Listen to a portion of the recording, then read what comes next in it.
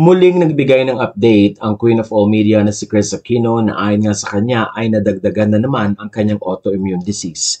Kaya naman patuloy ang kanyang pagpapagaling at paghingi ng prayers sa kanyang mga taga-suporta na talaga namang walang sawang nagbibigay ng panalangin para sa kanyang full recovery. Sa mga post ni Kris ay sinabi din niya na nagpapasalamat siya sa kanyang mga anak, lalo na kay Bimbi na talaga namang nakakatulong sa kanya upang buhatin at alagaan siya at alalayan. Kaya naman sa isang post ay sinabi ni Kris na hindi totoong meron siyang cancer at siya nga ay patuloy na nagpapasalamat dahil dito.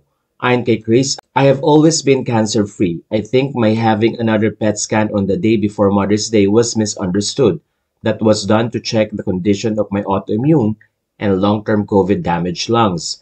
Medyo sumobra na kung pati cancer meron ako.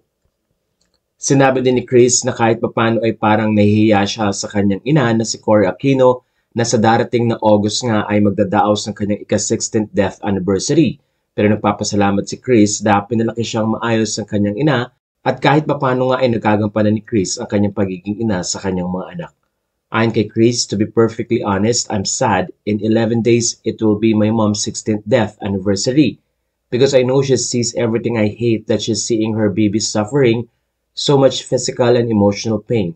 But she'll be so proud that Kuya has really turned out to be so cariñoso, and she would truly thank my ate for really being there for Kuya while I am 11 hours away by car, because the clean sea breeze has really helped me improve my breathing and my blood pressure. Bawal for me ang normal because I'm now low blood. But the rain has made me feel unbelievable deep bone pain. In the same way our mom would often say I was the female Ninoy, I can declare that Bim is the youngest she truly deserve. Sa puntong ito ay patuloy naman ang panalangin ng mga netizen na muling mabawi ni Kris ang kanyang lakas upang mapaglingkuran nga ang kanyang mga anak at makita muli ng mga fans na maliksi at masayahing si Kris Aquino.